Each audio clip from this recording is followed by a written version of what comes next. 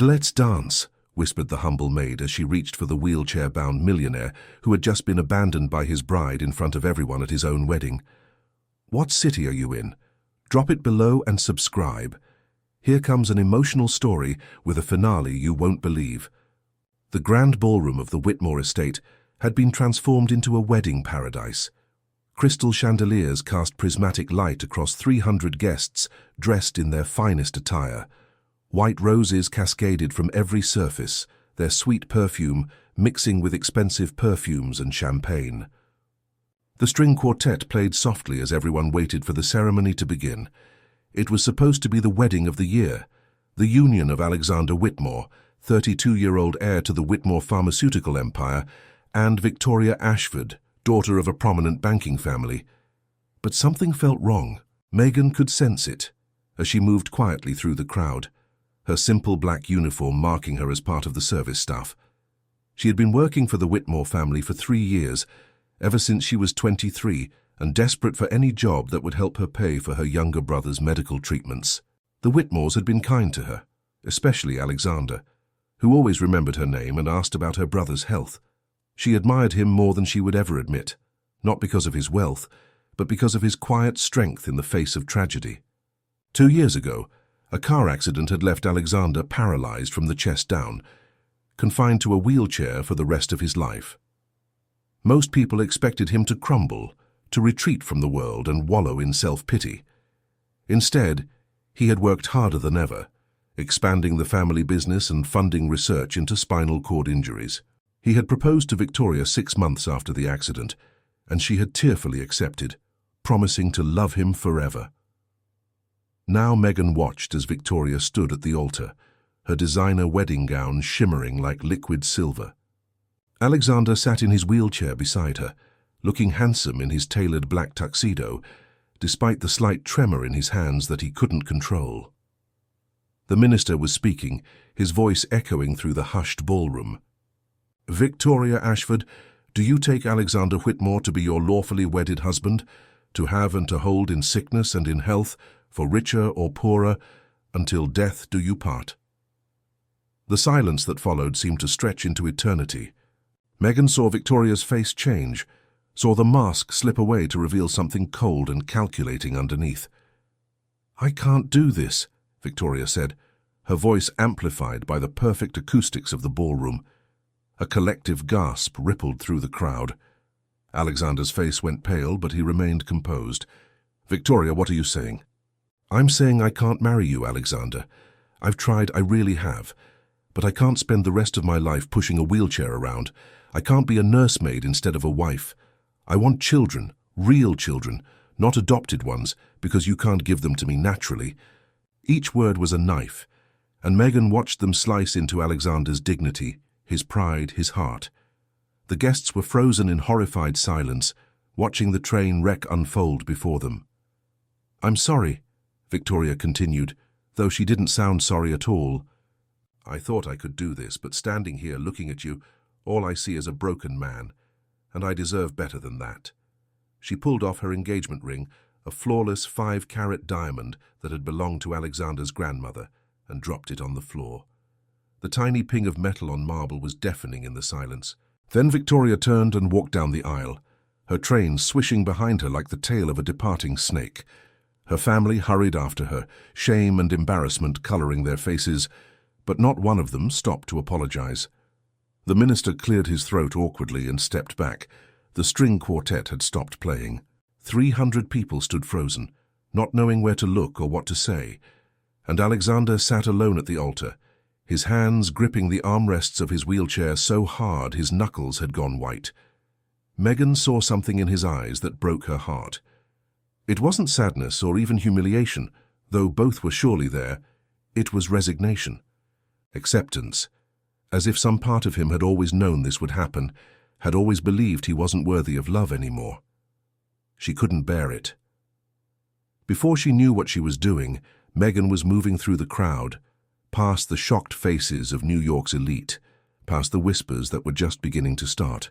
She walked up the aisle where Victoria had just fled, her worn black shoes silent on the marble floor, until she stood in front of Alexander Whitmore. He looked up at her, confusion mixing with the pain in his dark eyes. He knew her face, she could tell. He just couldn't understand what she was doing. "Megan?" His voice was hoarse. "What are you doing here?" She should have been terrified. She was a 26-year-old nobody, a maid who cleaned toilets and folded laundry, standing in front of one of the most powerful men in New York while 300 people watched.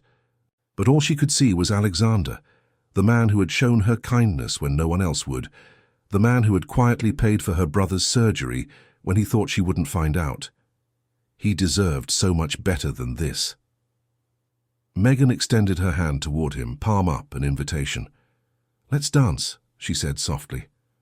The whispers stopped. Every eye in the room was fixed on them. Alexander stared at her outstretched hand as if he couldn't comprehend what she was offering. "I'm in a wheelchair," he said flatly. "I can't dance." "Then I'll dance for both of us." Megan smiled, though her heart was pounding so hard she was sure everyone could hear it. "If you'll let me." Something shifted in Alexander's expression. For a moment she saw through the armor he had built around himself, saw the vulnerable man underneath who had just been told he wasn't worth loving. Then he reached out and took her hand. His fingers were cold, trembling slightly, but his grip was firm. Megan looked over at the string quartet and nodded. After a moment of confused hesitation, the first violin began to play. A waltz, slow and beautiful, filled the stunned silence of the ballroom. Megan positioned herself beside Alexander's wheelchair and began to move. She swayed and turned, her movements graceful despite her simple uniform, and she kept her hand in his the entire time. She danced around him, for him, with him, creating a performance that was part ballet, part something entirely new. Alexander watched her with an expression she couldn't read. His hand remained in hers, and occasionally he would turn his wheelchair slightly to follow her movements, participating in the only way he could. It wasn't a traditional dance. It was something better, something real. The guests watched in amazement as the humble maid in her black uniform danced with the abandoned groom. Some of them were crying. Others were smiling. Edward Whitmore, Alexander's father, stood at the edge of the crowd with tears streaming down his weathered face, watching his son rediscover something he thought he had lost forever. When the music finally ended, Megan stood before Alexander, slightly breathless, her cheeks flushed. She realized suddenly what she had done, the boundaries she had crossed, and felt a wave of embarrassment wash over her. "I'm sorry," she whispered, trying to pull her hand away. "I shouldn't have done that. I'll pack my things and leave tonight." But Alexander didn't let go of her hand. Instead, he looked at her as if seeing her for the first time, as if she had just materialized out of thin air, an angel sent to save him from his darkest moment. "What's your name?" he asked, even though he already knew. "Megan. Megan Sullivan." "Megan Sullivan." He repeated it slowly, savoring each syllable. "Why did you do that? Why did you dance with me?" She wanted to tell him the truth, that she had admired him for years, that she saw his true worth when everyone else saw only his limitations, that her heart had been slowly falling for him since the first day she started working at the estate. But those words felt too big, too dangerous to speak aloud. "Because you deserved it," she said simply. "Because no one should feel alone on what was supposed to be the happiest day of their life." Alexander was quiet for a long moment. Then, to her shock, he smiled. It wasn't a full smile, more like a ghost of one, but it transformed his face. She had never seen him smile before, not really. The accident had stolen that from him, along with so much else. "Miss Sullivan," he said formally, though his eyes were warm, "would you do me the honor of joining me for dinner this evening? I find myself unexpectedly free." Megan laughed, despite herself. "Mr. Whitmore, I'm supposed to be serving dinner, not eating it.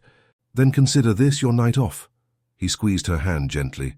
"Please, I would very much like the company." She should have said no. She was staff. He was the boss. There were rules, boundaries, expectations. Victoria's cruel words were still echoing in the air, and the guests were watching them with avid curiosity. But Alexander was looking at her with such hope, such desperate need for human connection, that Megan found she couldn't refuse him. "All right," she said quietly. "I would be honored." The whispers started again, but this time they carried a different tone. Something had changed in the ballroom. The tragedy of a wedding ruined had transformed into something else entirely, something that felt like the beginning of a story. Edward Whitmore stepped forward and addressed the crowd. "I apologize for the disruption to the evening's plans," he said, his voice steady despite his obvious emotion. "It seems there will be no wedding today. However, I see no reason why we should let all this excellent food and music go to waste. Please everyone, stay and enjoy yourselves. Consider it a celebration of new beginnings." The string quartet began playing again, this time something lighter and more cheerful. Gradually the guests began to move, to talk, to drink the champagne that was already poured. The disaster was being transformed into an unexpected party, but Megan barely noticed. She was still standing beside Alexander's wheelchair, her hand still in his, caught in the gravity of his dark eyes. She had no idea what she had just started. This moment would change everything. And before we continue, I'd love to know where you're watching from. Leave your city in the comments below, and if you're enjoying this story, please like and subscribe for more. Now, let's see what happens next. Dinner that evening was nothing like Megan had expected. Alexander had arranged for a private meal in the estate's conservatory, a beautiful glass-walled room filled with exotic plants and the soft sound of a fountain. The setting sun painted everything in shades of gold and amber, creating an atmosphere that felt almost magical. Megan had tried to object to the location, pointing out that she was still wearing her uniform, but Alexander had simply waved away her concerns. He seemed genuinely happy for the first time since she had known him, a fact that filled her with warmth and terror in equal measure. What was she doing having dinner with her employer? What would people say? What would happen tomorrow when reality came crashing back in? But as Alexander poured her a glass of wine, his movements careful and deliberate due to his limited mobility, Megan found herself forgetting her worries. He asked her about her life, her family, her dreams, and seemed genuinely interested in the answers. No one had ever listened to her like that before. "Tell me about your brother," Alexander said, setting down his wine glass. "Marcus, right? How is he doing?" Megan was surprised, he remembered. "He's doing better, actually. The surgery you helped pay for, it made a real difference. He's walking without pain now, going back to school. He wants to become a physical therapist, can you believe it? A kid who spent 3 years in and out of hospitals, and he wants to help others through the same thing. He sounds like a remarkable young man." "He is." Megan smiled, thinking of Marcus's bright eyes and infectious optimism. "He's the strongest person I know. He never complained, not once, even when things were at their worst. I'd give anything for him." "I know the feeling," Alexander said quietly, "having someone you'd do anything for." There was a shadow in his voice that made Megan's heart ache. She wondered who he was thinking of, what losses he had suffered beyond the obvious one. "Can I ask you something?" she ventured. "About the accident?" Alexander's expression flickered, but he nodded. "You can ask." "I might not answer." "Why do you stay so positive? After everything that happened, after losing so much, how do you keep going?" For a long moment Alexander was silent. The setting sun had disappeared below the horizon, and the conservatory was illuminated now by soft electric light that made the plants cast strange shadows. "I'm not positive," he finally said. "Not really. Most days I wake up and I have to convince myself to get out of bed, to face another day of being looked at with pity, of needing help with things a child could do, of knowing that the life I planned is gone forever." His honesty startled her. She had expected platitudes, the kind of polished answers rich people gave in interviews. Instead, he was giving her raw truth. "But I keep going because giving up would be too easy," Alexander continued. "And because I believe there's still something worth living for, even if I haven't found it yet. Or maybe I had found it, and I was just looking in the wrong direction." He met her eyes, and Megan felt her breath catch in her throat. Surely he wasn't talking about her. That was impossible, ridiculous, the fantasy of a foolish maid who had read too many romance novels. Yet the way he was looking at her made her pulse race. "Victoria was never the right person for me," Alexander said, his voice soft. "I think I always knew that deep down. I proposed to her because I was afraid that no one else would want me. afraid that she was my last chance at a normal life. But normal isn't everything, is it? No, Megan whispered. It's not. What you did today, at the wedding, that was the bravest thing I've ever seen anyone do. You walked into the middle of my humiliation and turned it into something beautiful. Why? Because I love you, Megan thought, but she couldn't say that. It was too soon, too crazy, too impossible. Because you're worth it, she said instead. Because being in a wheelchair doesn't make you less of a person. Because the things that matter about you, your kindness, your intelligence, your strength, none of those were damaged in the accident. And anyone who can't see that doesn't deserve you. Alexander's eyes glistened in the soft light. He reached across the table and took her hand, his grip warm and steady. Megan Sullivan, he said, you are the most extraordinary person I've ever met. She should have pulled away. She should have reminded him that she was just the help, that this could never work, that tomorrow he would wake up and remember the vast gulf between their worlds. But she didn't. Instead, she turned her hand in his and interlaced their fingers, feeling something shift and settle in her chest like a key turning in a lock. The next few weeks were like a dream. Alexander found reasons to be wherever Megan was, appearing in the kitchen when she was preparing breakfast, wheeling into the garden when she was tending the roses, showing up in the library when she was dusting the bookshelves. At first, the other staff members noticed and exchanged knowing glances. Martha, the head housekeeper who had worked for the Whitmores for 30 years, pulled Megan aside one morning with a worried expression. "Be careful, child," Martha warned. "I've seen this before. Rich men, lonely men, they sometimes fixate on the staff. It feels special, but it never ends well for girls like us." Megan understood the warning and was grateful for Martha's concern. But she also knew with a certainty that surprised her that this was different. Alexander wasn't using her for entertainment or distraction. He was genuinely interested in her as a person, asking about her opinions on books and politics and art, remembering every detail she shared about her life, treating her as an equal rather than an employee. They talked for hours about everything and nothing. He told her about his dreams before the accident, how he had wanted to be a doctor, how he had spent years in medical school before the crash had forced him to take over the family business instead.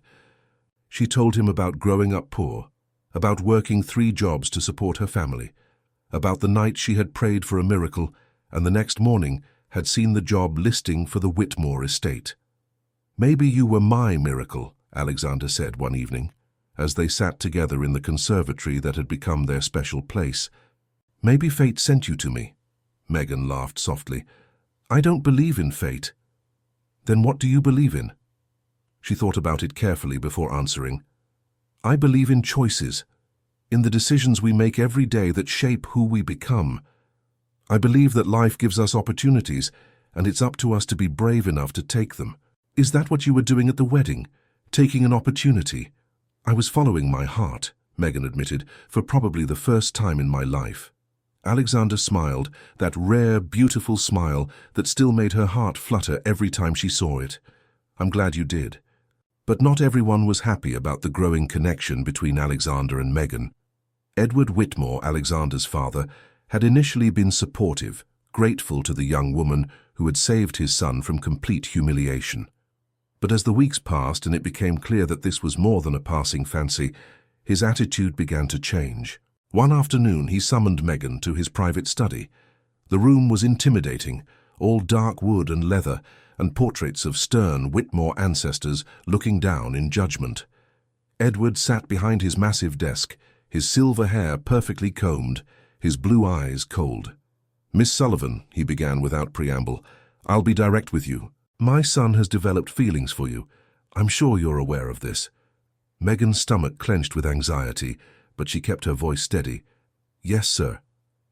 "And what are your intentions regarding these feelings?" It was such a formal question, as if they were negotiating a business deal rather than discussing matters of the heart. Megan felt a flash of irritation but suppressed it. Edward was Alexander's father. His opinion mattered. "I care about your son, Mr. Whitmore, genuinely care about him. I'm not after his money or his status. I just want to see him happy." Edward's expression didn't soften. "That's what they all say. Do you know how many women have tried to get close to Alexander since the accident?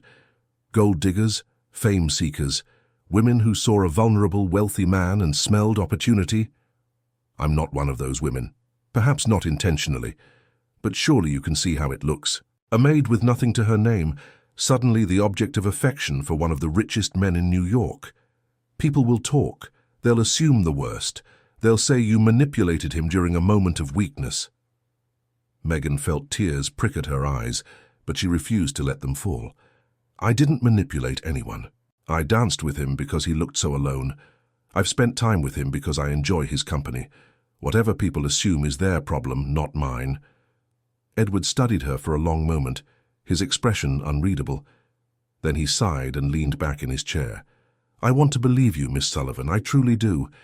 My son hasn't smiled this much since before the accident, but I've spent my entire life protecting this family from people who would exploit us, and I won't stop now. He pulled open a desk drawer and withdrew a check. Even from across the desk, Megan could see the number written on it, $2 million. This is my offer, Edward said flatly. Take this check and leave the estate tonight. Disappear from my son's life. You'll never have to work again. Megan stared at the check, her mind reeling. $2 million. It was more money than she could earn in 100 lifetimes. She could pay off all her family's debts, send Marcus to any college he wanted, buy her mother a house. She could secure her future forever with one simple signature, but she would lose Alexander. She would have to leave him alone in this enormous house with a father who saw everything as a transaction and servants who were paid to pretend they cared. She would have to break his heart and her own all for money. The old Megan, the scared girl who had grown up counting pennies and worrying about the electric bill, might have taken that check. But she wasn't that girl anymore. Something had changed in her over these past weeks, something fundamental and irreversible. She had learned what it felt like to be truly seen, truly valued, truly loved, and no amount of money could replace that. Megan stood up slowly, her legs shaking but her voice firm. Mr. Whitmore, I appreciate your concern for your son, but I'm not for sale. And if you knew me at all, you'd know that Alexander is worth more to me than any amount of money you could offer. She turned and walked out of the study, leaving the check untouched on the desk. Behind her, she thought she heard Edward make a sound that might have been surprise or perhaps grudging respect, but she didn't look back. She had made her choice, and she would live with the consequences, whatever they might be. The consequences came sooner than Megan expected. That same evening, as she was helping prepare dinner in the kitchen, Martha approached her with a grim expression. Mr. Whitmore Sr. wants you out of the house by morning, the older woman said quietly, her voice heavy with regret. He's already arranged for your final paycheck. I'm sorry, Megan. I tried to talk to him, but his mind is made up. Megan felt the ground shift beneath her feet, but she forced herself to remain calm. She had known this was a possibility when she refused Edward's money. She had made her choice, and she would stand by it. Thank you for telling me, Martha. And thank you for everything you've done for me these past 3 years. Martha's eyes filled with tears. You're a good girl, Megan. You deserve better than this. That night, Megan packed her meager belongings into the same worn suitcase she had arrived with 3 years ago. Her room was small, a converted storage space in the servants' quarters, but it had been her home. She would miss it, miss the security of knowing where she would sleep each night, miss the routine that had given structure to her chaotic life. But most of all, she would miss Alexander. She hadn't been able to see him since the confrontation with his father. She assumed Edward had given orders to keep them apart. It was probably for the best. A clean break would be easier than a prolonged goodbye, even if the thought of leaving without seeing him one last time made her heart ache. She was just zipping up her suitcase when she heard a knock at her door. Expecting Martha, she was stunned to open it and find Alexander there, his wheelchair barely fitting in the narrow hallway. Alexander? She stepped back in shock. What are you doing here? How did you even get up to the 3rd floor? There's a service elevator, he said, his voice tight with emotion. I had to bribe one of the kitchen staff to show me where it was. Megan, my father told me what he did. About the money, about firing you. I'm so sorry. She felt tears threatening and blinked them back fiercely. It's not your fault. Yes, it is. I should have talked to him sooner. made him understand that what I feel for you is real. Instead, I was a coward, waiting for things to work themselves out. And now you're paying the price for my weakness." He reached out and took her hand, his grip desperate. "Please don't go. I'll talk to my father. I'll make him see reason. Just give me time." "Alexander, your father is right about one thing. People will talk. They'll say terrible things about both of us. Are you ready for that? Are you ready to have your name dragged through the tabloids, to be questioned about your judgment, to have everyone assume the worst about the woman you choose to be with?" "I don't care what people think," Alexander said fiercely. "I spent years caring about appearances, about what society expected of me. And what did it get me? A fiancé who saw me as a burden and a life that felt like a prison. You're the first person who's made me feel alive since the accident. The first person who's looked at me and seen something other than a wheelchair. I'm not letting you go without a fight." His words were everything Megan had dreamed of hearing, but she had to be sure. "Alexander, think about what you're saying. I'm a maid. I have nothing, no education, no connections, no money. Your world and mine, they don't mix. Then we'll create our own world," he said simply. "One where none of that matters. One where the only thing that counts is how we feel about each other." He pulled her closer, his eyes burning with intensity. "Megan Sullivan, I am falling in love with you. I know it's fast, and I know it's complicated, but I've never been more certain of anything in my life. Please, stay with me. Let me prove to you that this can work." How could she say no to that? How could anyone say no to such raw, honest declaration of feeling? Megan knelt down so that she was at eye level with him, cupped his face in her hands, and did something she had been dreaming about for weeks. She kissed him. It was a gentle kiss, tentative at first, as if they were both afraid the other would pull away. But then Alexander's hand came up to tangle in her hair, and the kiss deepened into something more urgent, more desperate. It was the kiss of two people who had been alone for too long, who had finally found each other against all odds. When they finally broke apart, both breathing hard, Alexander rested his forehead against hers. Was that a yes? Megan laughed, a sound that was half joy and half tears. "Yes, yes, I'll stay, but we need to be smart about this. We can't just expect your father to change his mind overnight." "Leave my father to me," Alexander said, a new determination in his voice. "It's time he learned that I'm not a child who needs protecting. I'm a grown man who's capable of making his own decisions, wheelchair or not." What happened next shocked everyone in the Whitmore household. Alexander called a family meeting the following morning, insisting that Megan be present. Edward arrived expecting another confrontation, but what he got instead was his son at his most commanding, more like the Alexander he had been before the accident than at any point since. "Father," Alexander began, his voice calm but firm, "I understand that you're trying to protect me. You've been trying to protect me ever since the accident, and I appreciate it. But I'm not a victim, and I'm not helpless. I'm a grown man who's found someone special, and I won't let your fears destroy that." Edward started to interrupt, but Alexander held up a hand. "I'm not finished. I know what you think of Megan. You think she's after my money, that she's manipulating me, that she'll eventually show her true colors and break my heart. And I understand why you think that. You've spent your whole life dealing with people who wanted something from you. But you're wrong about her." He reached over and took Megan's hand. "This woman walked into the most humiliating moment of my life and turned it into something beautiful. She had nothing to gain and everything to lose. She's refused your money, your bribes, your threats. If she was really after my fortune, don't you think she would have taken that check? $2 million is more than she could make in a lifetime of honest work." Edward's expression shifted, some of his certainty wavering. "I offered her that money as a test," he admitted gruffly. "I wanted to see if she would take it." "And she didn't," Alexander said. "She walked away from more money than she's ever seen because it would have meant walking away from me. That's not the behavior of a gold digger, Father. That's the behavior of someone who genuinely cares." The room was silent for a long moment. Then Edward turned to Megan, his blue eyes studying her with new intensity.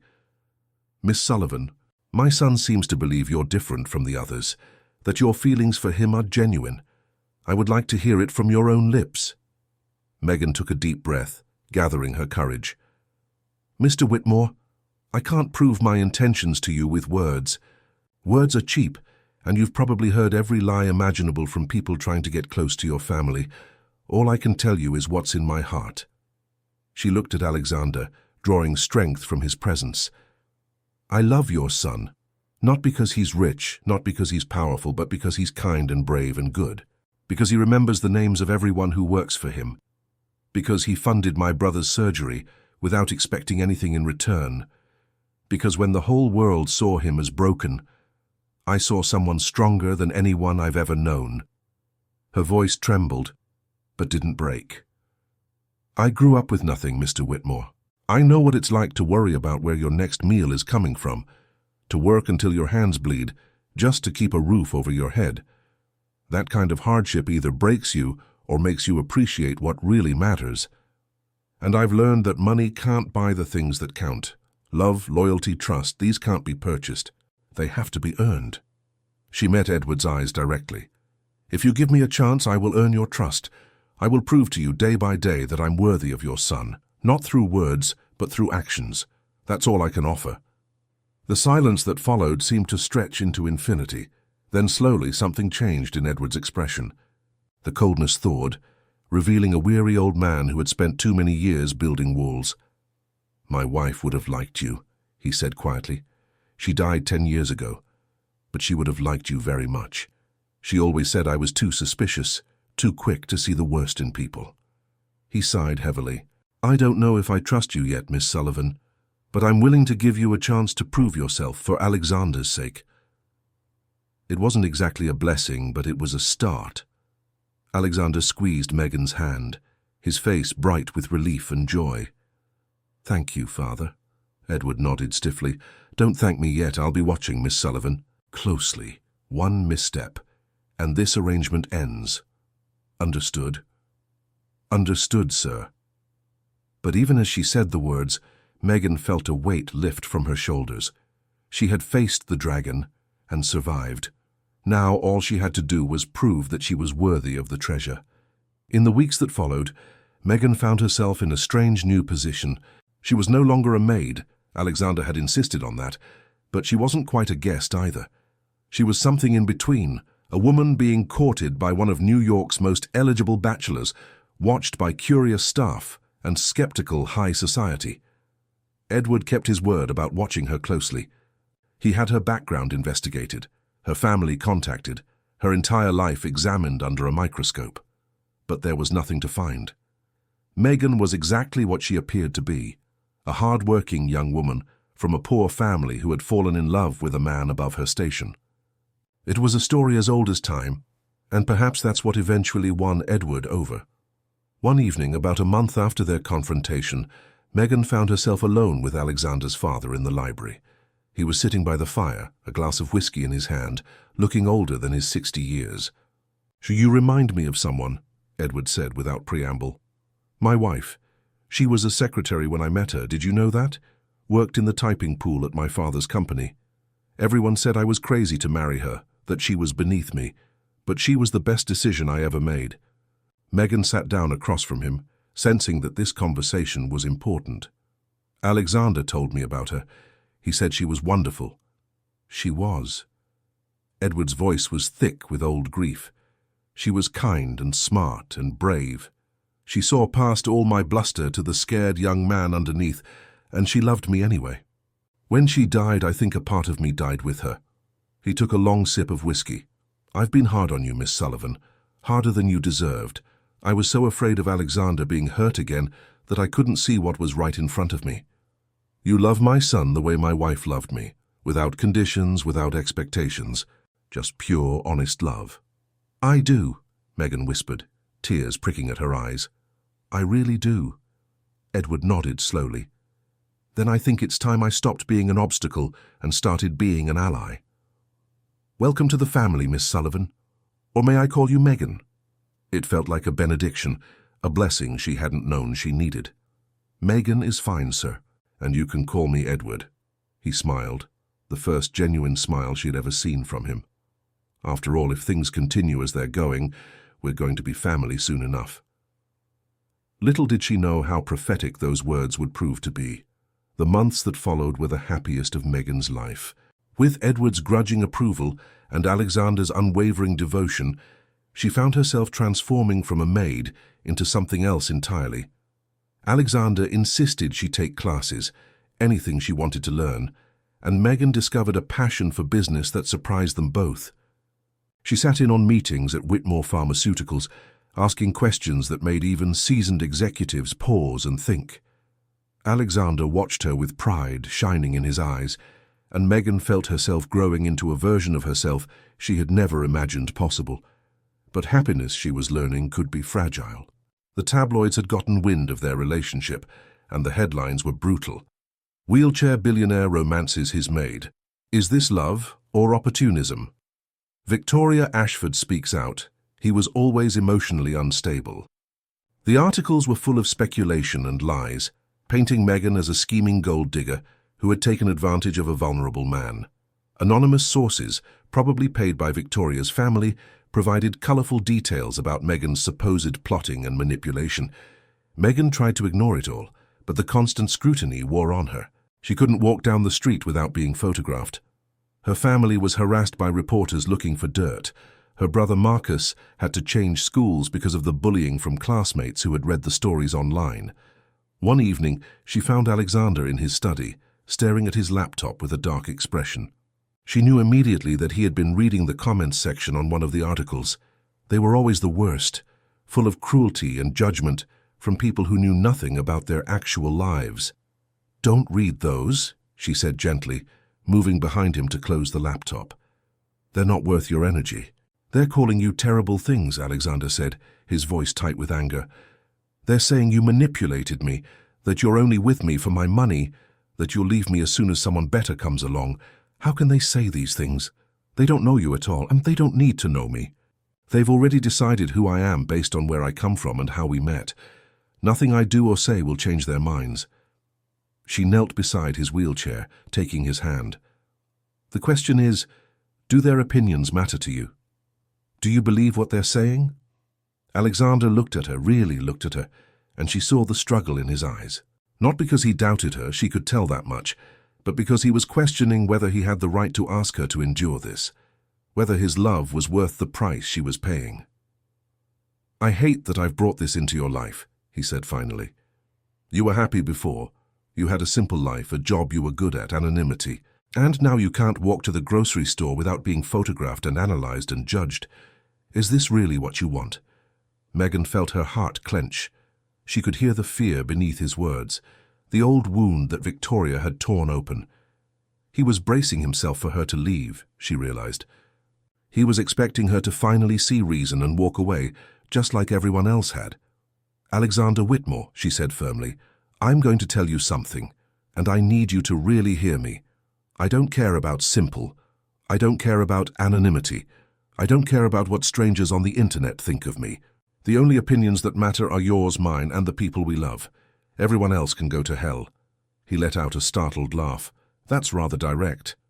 "I learned it from you. You taught me that I don't have to apologize for who I am or where I come from, that I'm allowed to want things, to reach for things even if people think I don't deserve them." She lifted his hand to her lips and kissed his knuckles. "You're what I want, Alexander. Not your money, not your name, not your fancy house. Just you. The man who remembers everyone's birthday, who funds medical research because he hopes someday someone else won't have to go through what he did, who makes me laugh when I want to cry. That's what I want. That's who I love." Something broke open in Alexander's expression, some last barrier he had been maintaining against hope. His eyes filled with tears and he pulled her up into his lap, holding her as tightly as his limited mobility would allow. "I love you," he whispered against her hair. "God help me. I love you so much it terrifies me." "Then stop being terrified," she whispered back, "and start planning our future." They decided to give the press something new to talk about. 2 weeks later, Alexander announced that Whitmore Pharmaceuticals would be launching a new foundation dedicated to spinal cord injury research, with a specific focus on treatments that could restore mobility to paralyzed patients. The announcement was bold, ambitious, and deeply personal. Alexander gave interviews explaining his own journey, his hopes and fears, his determination to fund research that might one day help others regain what they had lost. And at every interview, Megan was by his side, not as a former maid, but as the Foundation's newly appointed Director of Community Outreach. The narrative began to shift. Instead of a scandal about a rich man and his servant, the story became one of hope and determination. Megan used her own background, her experience growing up poor, her brother's medical struggles to connect with families facing similar challenges. She spoke at conferences, visited hospitals, raised millions of dollars for research that had seemed impossible just months before. Edward watched these developments with a complicated expression that Megan was learning to read.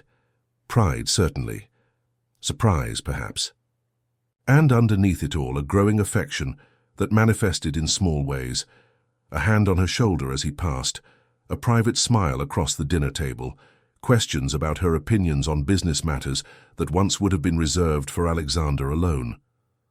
One night, after a particularly successful fundraising gala, Edward pulled Megan aside.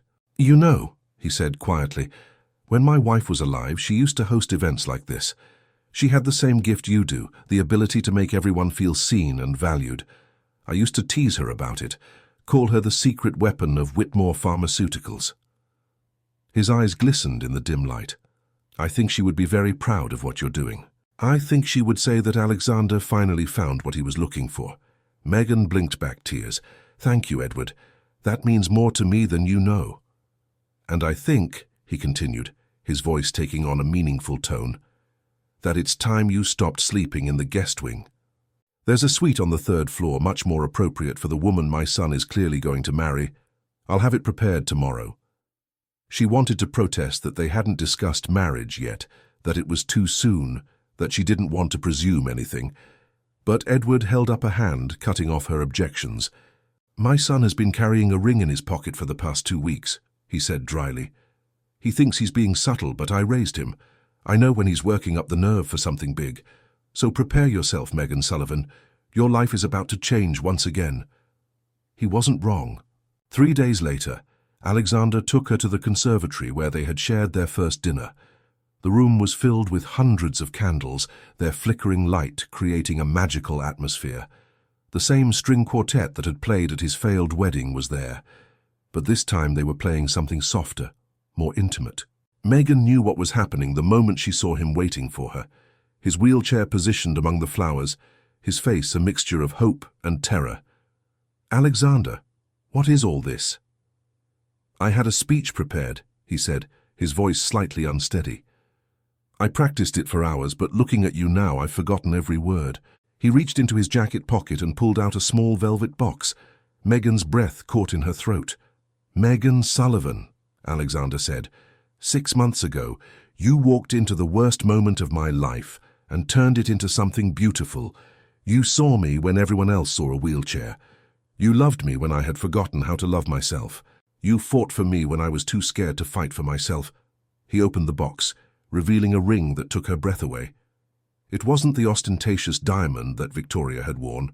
Instead, it was a delicate sapphire surrounded by smaller diamonds, elegant and unique, clearly chosen with care. "I can't promise you an easy life," Alexander continued. "I can't promise that the world will always be kind to us, or that my body won't fail me in new and frustrating ways. But I can promise to love you every day for as long as I live. I can promise to be your partner, your supporter, your biggest fan, or I can promise that whatever challenges we face, we'll face them together." He looked up at her, his dark eyes swimming with emotion. "Megan Sullivan, will you marry me?" She was crying before he finished the question. Tears of joy, of relief, of overwhelming love for this man who had given her so much more than she had ever dared to hope for. "Yes," she whispered, then louder, "Yes, Alexander, yes, I'll marry you." He slipped the ring onto her finger with trembling hands, and it fit perfectly, as if it had been made for her. Then she was in his arms, kissing him, laughing and crying at the same time, while the string quartet played and the candles flickered, and somewhere in the house she could swear she heard Edward Whitmore cheering. Their engagement announcement made headlines around the world, But this time the tone was different. Whitmore heir proposes to Foundation director. Love Conquers All, the inspiring romance of Alexander Whitmore and Megan Sullivan. Even Victoria, who had been spreading poison about them for months, went conspicuously silent. The wedding was set for 6 months later, a small ceremony at the Whitmore estate with only close friends and family. Megan insisted on keeping it intimate, wanting nothing like the grand spectacle that had ended in disaster the last time. Alexander readily agreed, caring only that Megan would be his wife by the end of it. But in the weeks leading up to the wedding, something unexpected happened. Something that would test their relationship in ways neither of them had anticipated. It started with a phone call. Alexander was in a meeting when his cell phone rang, an unknown number that he normally would have ignored.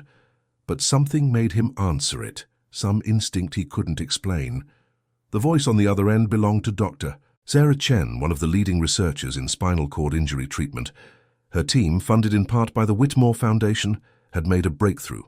A new experimental treatment showed promising results in clinical trials. For the first time in medical history, there was a real possibility of restoring mobility to patients with injuries like Alexander's. "I know it's a lot to take in," Dr. Chen said. "The treatment is still experimental and there are significant risks. But if you're interested, I'd like to discuss the possibility of including you in our next trial." Alexander sat in stunned silence long after the call ended. For 2 years, he had accepted his wheelchair as permanent, a limitation he would live with for the rest of his life. He had built his identity around it, found love despite it, created a foundation to help others facing the same challenges. And now suddenly there was hope. Real hope. He should have been overjoyed. Instead, he felt a cold fear spreading through his chest. Because if the treatment worked, everything would change. His relationship with Megan had been built on a certain foundation, on her acceptance of him exactly as he was. What if that changed? What if he wasn't the same person without his wheelchair? What if she had fallen in love with a broken man and didn't know how to love a whole one? It was irrational, he knew. Megan loved him for who he was, not for his disability. But the fear wouldn't let go. Victoria's words echoed in his mind, her cruelty a poison that had never fully left his system. "All I see is a broken man." What if Victoria had been right? What if the only reason Megan could love him was because he was broken? What if a healthy Alexander, a walking Alexander, wasn't someone she could relate to anymore? He didn't tell Megan about the call. Not that day, or the next, or the week after. He told himself he was waiting for more information, for the right moment, for certainty about whether he would even pursue the treatment. But really, he was afraid. Afraid of change, afraid of hope. Afraid of losing the one person who had made his life worth living. Megan noticed something was wrong almost immediately. Alexander had become distant, distracted, prone to long silences where he stared into space with a troubled expression. When she asked what was bothering him, he deflected, claiming it was work stress or wedding planning anxiety. But she knew him too well to believe it. One afternoon, she found him in the conservatory looking at old photographs, pictures of himself before the accident, hiking and skiing and dancing at parties. He looked like a different person, young and carefree and whole, in ways he would never be again. "What are you doing?" she asked softly, sitting down beside him. "Just remembering," he said, his voice hollow. "The person I used to be." "You're still that person, Alexander. The accident didn't change who you are inside." He laughed bitterly. "Didn't it?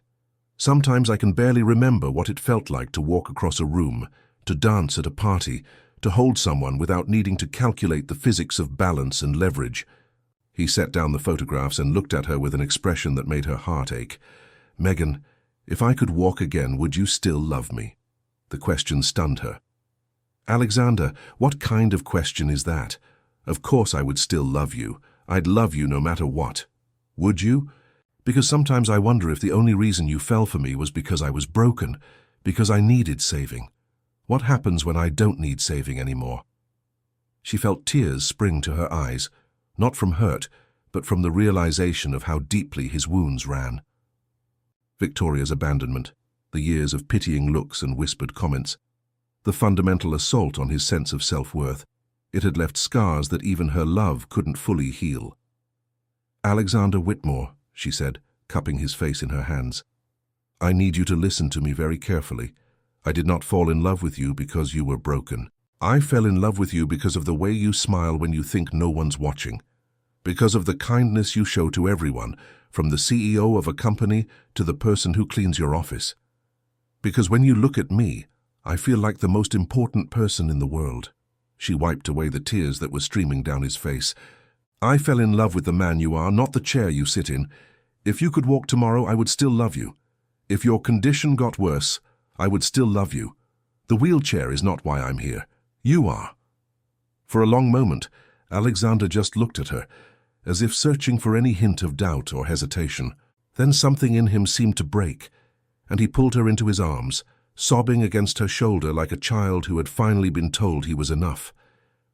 "There's something I have to tell you," he whispered when he could finally speak again. "Something I should have told you weeks ago." That was when she learned about the experimental treatment, about Dr. Chen's call, about the possibility of walking again, about his terror that hope itself would destroy everything he had built. Megan listened quietly as he explained his fears, his doubts, his irrational conviction that she would leave him if he wasn't broken anymore. "Why didn't you tell me sooner?" she asked when he finished. "Because I was ashamed," he admitted. "Ashamed of being afraid of something that should have been good news. Ashamed that after everything we've been through, I still don't fully trust that you'll stay." Megan took his hands in hers, her eyes fierce with determination. "Then let me prove it to you. Let's do this together. Whatever you decide about the treatment, I'll be right there beside you. If you want to try it, I'll hold your hand through every step of the process. If you decide it's not worth the risk, I'll support that too. But you have to stop trying to protect me from your own thoughts and fears. We're partners, Alexander. That means sharing the hard stuff, not just the good."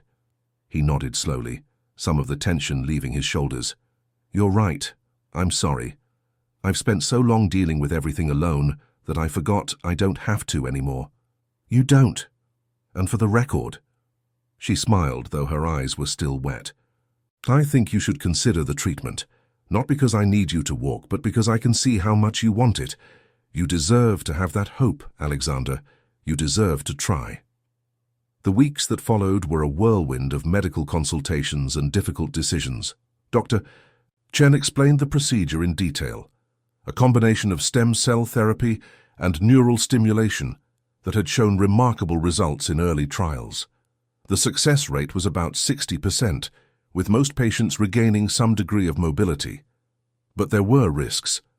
A small percentage of patients had experienced complications, including increased paralysis. There was no guarantee the treatment would work, and even if it did, the recovery process would be long and grueling. Alexander spent hours researching, consulting with specialists, weighing the potential benefits against the risks. Through it all, Megan was by his side, asking questions he hadn't thought to ask, taking notes he was too overwhelmed to take, being the steady presence he needed when his own resolve wavered. Finally, after weeks of deliberation, he made his decision. "I'm going to do it," he told Megan one evening, his voice calm with a certainty that had been hard-won. "Not because I need to walk to feel whole. You've already helped me see that I'm whole exactly as I am, but because I want to try. Because spending the rest of my life wondering what if would be its own kind of prison." Megan squeezed his hand, her eyes shining with pride. "Then we do this together." The surgery was scheduled for 3 weeks before the wedding. It was a risky timeline, but Alexander insisted. He wanted to walk down the aisle with Megan, or at least try to. Even if the treatment didn't work, even if he was still in his wheelchair on their wedding day, he needed to know he had given it everything he had. The day of the surgery arrived with a strange mix of terror and anticipation. Megan sat beside Alexander as he was prepped for the procedure, holding his hand and murmuring words of encouragement. Edward was there too, his usual stoicism cracked by the weight of the moment. Even Marcus, Megan's brother, had come to offer support, the young man who had once been her patient, now healthy enough to be her strength. "Whatever happens," Alexander said, looking at the people gathered around him, "I want you all to know how grateful I am. I spent years feeling sorry for myself, believing that my life was over, and then you came along." He looked at Megan, his eyes full of love. You showed me that life isn't about what you can or can't do. It's about who you choose to do it with. He was still looking at her when the anesthesia took him under, her face the last thing he saw before the darkness claimed him. The surgery lasted 6 hours. 6 hours of pacing and praying and watching the clock tick by with agonizing slowness. Megan barely moved from her seat in the waiting room, her hands clenched so tightly, her nails left marks in her palms. Edward sat beside her, his silence companionable rather than cold. When Dr. Chen finally emerged from the operating room, her face was impossible to read. Megan felt her heart stop as she tried to interpret the doctor's expression, searching for any hint of what had happened in that room. The surgery was successful, Dr. Chen said, and Megan's knees went weak with relief. We were able to complete the full treatment protocol. Now we wait and see how he responds over the next few weeks. Will he walk? Megan whispered, afraid to hope. It's too early to say with certainty. The initial signs are promising, but recovery from this kind of procedure is unpredictable. Some patients respond quickly, others take months, and some. She hesitated. Some never regain full mobility, despite our best efforts. Megan nodded, absorbing the information. It wasn't the miracle she had hoped for, but it wasn't bad news either. It was possibility, and for now, that was enough. The recovery was harder than either of them had anticipated. Alexander woke from the surgery in excruciating pain, his body rebelling against the changes it was being forced to make. There were days when he couldn't get out of bed, when the frustration and uncertainty made him want to give up. But Megan was always there, pushing him when he needed pushing, holding him when he needed comfort, refusing to let him retreat into despair. Slowly, miraculously, things began to change. 3 days after the surgery, Alexander felt a tingling in his toes that he hadn't felt in 2 years. A week later, he could move his ankles. 2 weeks after that, with Megan's help and the guidance of a team of physical therapists, he took his first tentative steps since the accident. They weren't much, just a few shuffling movements between parallel bars while everyone held their breath. But to Alexander, they felt like flying. The wedding was 2 days away. He wasn't walking normally, not yet. He still needed the wheelchair for long distances and a walker for shorter ones, but he could stand, he could take steps, and when the time came, he was determined to walk down that aisle on his own 2 feet, no matter how shaky those feet might be. The morning of the wedding dawned clear and bright, a perfect spring day that seemed to bless the occasion with golden sunlight. The Whitmore estate gardens had been transformed into an intimate paradise, with white chairs arranged in a gentle curve around a flower-covered arch. Unlike Alexander's first wedding, with its 300 guests and grandiose spectacle, this ceremony would be witnessed by only 50 people, the ones who truly mattered. Megan woke that morning in the suite that had become her home, surrounded by the women who loved her. Her mother was there, tears already streaming down her face, as she helped her daughter into the simple but elegant white gown they had chosen together. Martha, the housekeeper who had been like a second mother to her during her years at the estate, fussed with the flowers in her hair. And Isabella, a friend from her old neighborhood who had stood by her through everything, held her hand and told her how proud she was. "You look beautiful," her mother whispered, stepping back to take in the full effect. "Like an angel." "She looks like a bride," Martha corrected with a watery smile. "Like the kind of bride this family has been waiting for." Megan stared at her reflection in the mirror, hardly recognizing the woman who looked back at her. The scared maid who had danced with a stranger at a ruined wedding seemed like a character from someone else's story. In her place stood a woman who had fought for love, who had proven her worth against every obstacle, who had found her place in a world that had once seemed impossibly distant. Her thoughts were interrupted by a knock at the door. Isabella opened it to find Edward Whitmore standing there, looking more nervous than she had ever seen him.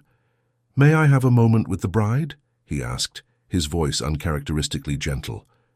The women exchanged glances but filed out of the room, leaving Megan alone with the man who had once tried to pay her to disappear. Edward crossed to stand before her, his blue eyes taking in every detail of her appearance. For a long moment he didn't speak. Then he reached into his pocket and withdrew a small velvet box. "This belonged to my wife," he said, opening the box to reveal a delicate diamond bracelet that sparkled in the morning light. She wore it on our wedding day, and she always said she wanted Alexander's bride to wear it on hers. At the time, I assumed that would be Victoria. He paused, his jaw tightening with old anger. But my wife would have hated Victoria. She would have seen right through her, just as she always saw through everyone. He held out the bracelet toward Megan. You, on the other hand, she would have adored.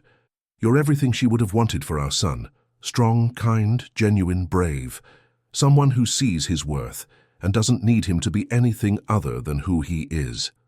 Megan felt tears threatening and blinked them back furiously. Her makeup had already been done twice because she kept crying, and she couldn't ruin it again. Edward, I don't know what to say.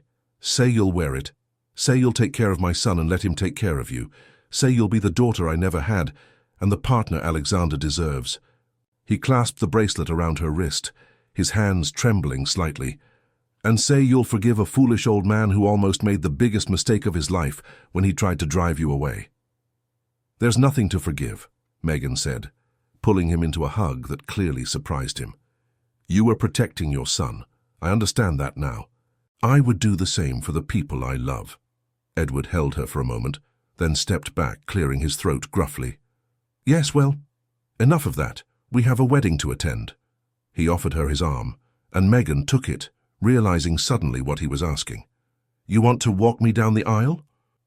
Your father passed away when you were young, Edward said, and I've come to think of you as family if you'll have me. It was the final seal of acceptance, the last barrier falling away. Megan squeezed his arm, too overwhelmed to speak, and together they made their way to the garden. The string quartet began to play as they emerged from the house, the same musicians who had performed at Alexander's failed wedding, now playing for a union that would actually last. The guests rose from their chairs, turning to watch as Megan walked down the aisle on Edward's arm. But Megan wasn't looking at them. She was looking at the man waiting for her at the altar. Alexander stood at the end of the aisle, his hand resting lightly on a cane for balance, his face transformed with joy and wonder. He was standing.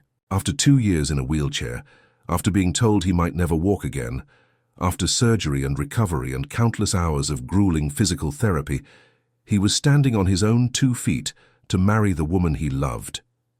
Megan felt fresh tears spill down her cheeks, but this time she didn't try to stop them.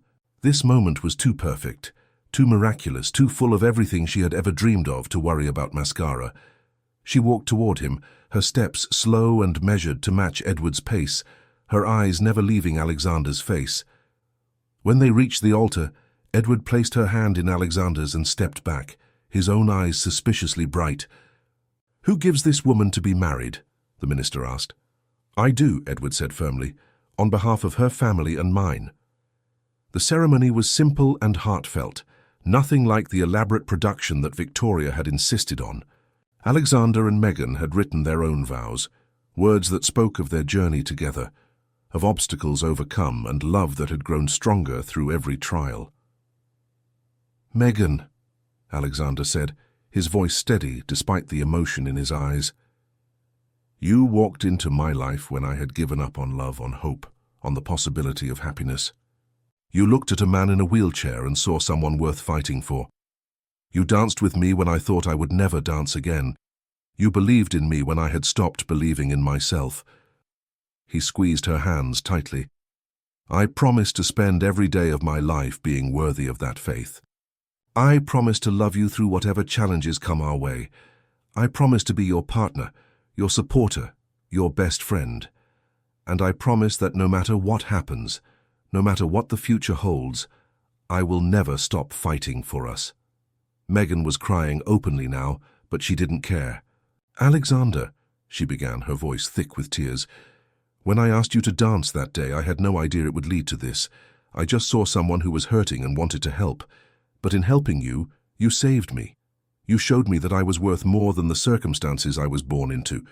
You believed in me when no one else did. You gave me a family, a purpose, a future I never dared to dream of. She reached up to touch his face, marveling at the fact that he was standing before her, that this moment was real. I promise to love you in sickness and in health, in wheelchairs and on 2 feet, in good times and in bad. I promise to be your partner in everything, to stand beside you through every challenge, to celebrate every victory. And I promise that my love for you will never depend on what your body can or cannot do. Because I fell in love with your soul, Alexander Whitmore, and that will never change." The minister smiled and asked for the rings. Marcus stepped forward, his young face beaming with pride, and presented the simple gold bands that would seal their commitment. As Alexander slipped the ring onto Megan's finger, she felt the weight of it settle against her skin like a promise made manifest. "By the power vested in me by the state of New York," the minister declared, "I now pronounce you husband and wife. Alexander, you may kiss your bride." Alexander set aside his cane and pulled Megan into his arms. The kiss was everything a first kiss as husband and wife should be, tender and passionate and full of promise. The guests erupted into applause, but the newlyweds barely noticed, lost in each other, in the miracle of this moment, in the knowledge that they had fought for this and won. When they finally broke apart, Alexander cupped her face in his hands and smiled, that rare, beautiful smile that still made her heart flutter. "Hello, Mrs. Whitmore." "Hello, Mr. Whitmore," she whispered back. "Now I believe I owe you a proper dance." The reception was held in the same ballroom where everything had begun, but the atmosphere couldn't have been more different. Instead of 300 strangers watching a disaster unfold, 50 friends and family members celebrated a love story that had defied all odds. The room was filled with laughter and tears and joy, with toasts that ranged from tearful to hilarious, with food and wine and the warmth of people who genuinely cared about each other. When the time came for the first dance, the string quartet began to play the same waltz they had played that fateful day when Megan had first taken Alexander's hand. The guests fell silent, watching as the newlyweds made their way to the center of the dance floor. Alexander was still unsteady on his feet, relying on Megan's support as much as his own recovering muscles. But he was standing. He was moving. And when he pulled his wife into his arms and began to sway to the music, there wasn't a dry eye in the house. It wasn't a perfect dance. Alexander's steps were hesitant, his balance precarious. Megan had to guide him more than follow, adjusting her movements to compensate for his limitations. But it was theirs. A dance that represented everything they had overcome, everything they had built together, everything they would face in the years to come. "I'm not very good at this yet," Alexander murmured, his arms tight around her waist. "You're perfect," Megan whispered back. "You've always been perfect." They danced through the entire song, and when the music ended, Alexander dipped her backward in a move that made the guests gasp with delighted surprise. He was shaky, his muscles straining with the effort, but he held her there for a perfect moment before pulling her back up into his arms. The applause was thunderous. Edward was openly crying, making no attempt to hide his tears. Marcus was cheering louder than anyone. Martha was clutching her handkerchief and telling anyone who would listen that she had known from the beginning that these two were meant for each other. The rest of the evening passed in a blur of happiness and celebration. Megan danced with Edward, who moved surprisingly well for a man his age. Alexander danced, sitting down with her mother, making the elderly woman laugh with stories about her daughter's first days at the estate. There were speeches and toasts and endless photographs, each one capturing a moment of pure joy. As the night wound down and the guests began to leave, Alexander took Megan's hand and led her out to the conservatory, the place where so much of their story had unfolded. The room was dark, except for the moonlight streaming through the glass walls, casting silver shadows across the exotic plants and trickling fountain. "I have something for you," Alexander said, reaching into his jacket pocket. "A wedding gift." He withdrew a folded piece of paper and handed it to her. Megan unfolded it, squinting in the dim light to read the contents. It was a deed, she realized, transferring ownership of the Whitmore Foundation to both of them jointly. And beneath that, a proposal for a new initiative, the Sullivan Whitmore Scholarship Fund, designed to provide education and job training for young people from underprivileged backgrounds. "Alexander," she breathed, overwhelmed by the gesture. "I wanted you to know that this is your legacy too," he said. "Everything I have, everything I am, belongs to you now. Not because you're my wife, but because you're the reason any of it matters. You showed me that wealth means nothing if you don't use it to help others. You gave me a purpose beyond just making money. I want to spend the rest of my life building something meaningful, something that makes a difference, and I want to do it with you." Megan threw her arms around his neck, kissing him fiercely, pouring all of her love and gratitude into the embrace. When she finally pulled back, she was laughing through her tears. "I love you," she said. "I love you so much it terrifies me." "That's my line," Alexander pointed out with a grin. "Then we're both terrified together." "That sounds about right." He laughed and pulled her close, resting his forehead against hers. Outside, the moon hung full and bright over the estate gardens, illuminating the path where they had walked so many times before. Tomorrow would bring new challenges, new opportunities, new chapters in their story. But tonight was perfect. Tonight, the scared maid and the broken billionaire had become husband and wife, partners in every sense of the word, ready to face whatever came next. Together. Alexander took her hand and led her toward the door, their fingers intertwined as they stepped out into the moonlit garden to begin the rest of their lives. She leaned into his shoulder.